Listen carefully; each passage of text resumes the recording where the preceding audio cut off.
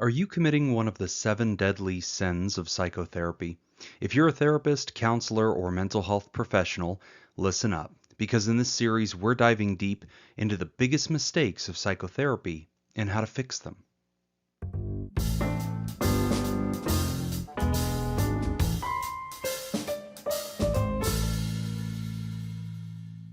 Welcome to the 7 deadly sins of psychotherapy. In this series, we're discussing the modern mistakes of professional mental health with the hope that together we can identify better practices and improve the outcomes and reputation of the psychotherapy discipline. The fourth deadly sin of psychotherapy has led to the weaponization of psychology. Millions of people falsely identified as having mental illness and a shortage of care for those who suffer. The fourth deadly sin is diagnostic diarrhea. When people don't feel well, they want to know why.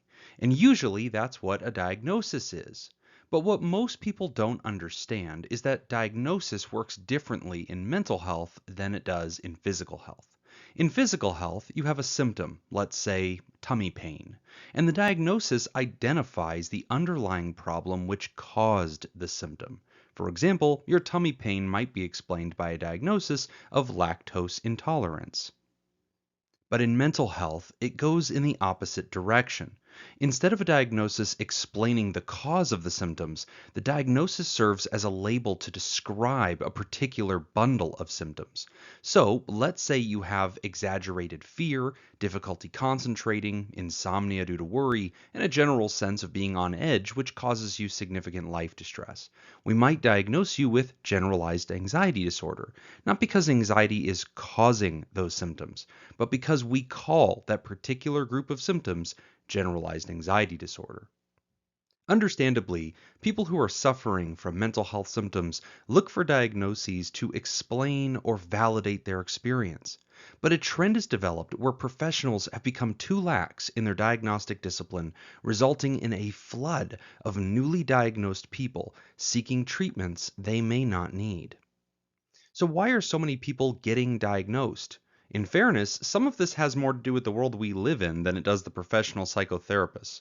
First, most insurance companies require patients to have a diagnosis right away for them to receive any care at all.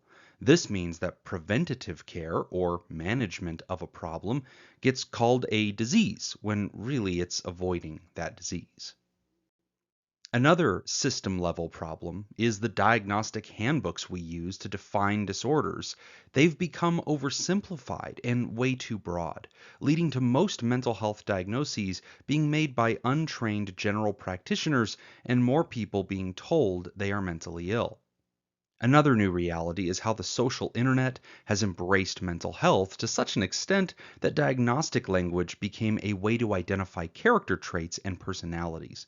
In some circles, not having a diagnosis can make you a de facto villain, a privileged oppressor who just doesn't get it. The peer pressure to embrace a mental illness has never been higher. So, how are therapists overdiagnosing people?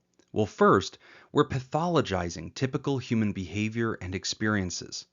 We label every quality with a diagnosis. Emotional girlfriends are borderline. Unloving boyfriends are narcissists. Selfish people are sociopaths or psychopaths. Inexpressive introverts are autistic. Distractible extroverts have ADHD. We also villainize people who disagree with us, saying that they are gaslighting us or are implicitly biased. And we describe every negative experience as trauma and every person who's ever hurt us as abusive. We've forgotten that stress, fear, sadness, loneliness, conflict, frustration, selfishness, disinterest, distractibility, love, hate, shyness, low or high emotionality are all part of the spectrum of qualities that Homo sapiens exhibit. These qualities don't require medical diagnoses to explain, and overusing clinical language causes us to see these ordinary, if also unhappy, experiences as diseases or disorders. The second thing therapists are doing wrong is infantilizing people by teaching them they have no control over their lives. Therapists are trained to identify the trouble in a person's life and assist them in coping with or changing their problem. While it's true that the world often deals us cards we have no power over, it's important that a therapist helps people play the hand that they're dealt, not give up on the game altogether. But too often, therapists are now telling patients to declare their diagnosis to their job, family, or friends without dealing with the problem themselves. Therapists are teaching their patients that they should expect the world to change to accommodate them, which fails to equip those patients for reality. A third way therapists are getting diagnoses wrong is we're substituting disorders for identities. With the proliferation of diagnoses, we're now seeing subcultures develop where people identify as their disorder. And this often results in a celebration of the very symptoms which should be treated and an acceptance of the problem instead of a search for solutions. When people identify as their disorder, they can become unwilling to address the way it inhibits their lives, relationships, or health. They can just demand social recognition and discontinue treatment because they might see it as invalidating of who they really are. While it's certainly important for people with chronic mental health challenges to understand their reality, and it can be empowering to embrace realities we can't change, therapists still have an obligation to treat mental illness and not to celebrate it. Finally, a fourth way therapists are messing up diagnostics is by speculating on the mental health of public figures and non-patients. Mental health is more popular than ever. Talk shows, news broadcasts, and countless social media accounts invite professional therapists to tell them all about the mental health of famous people. And eager for attention, many professionals make educated guesses about politicians, musicians, actors, athletes, influencers, and newsmakers.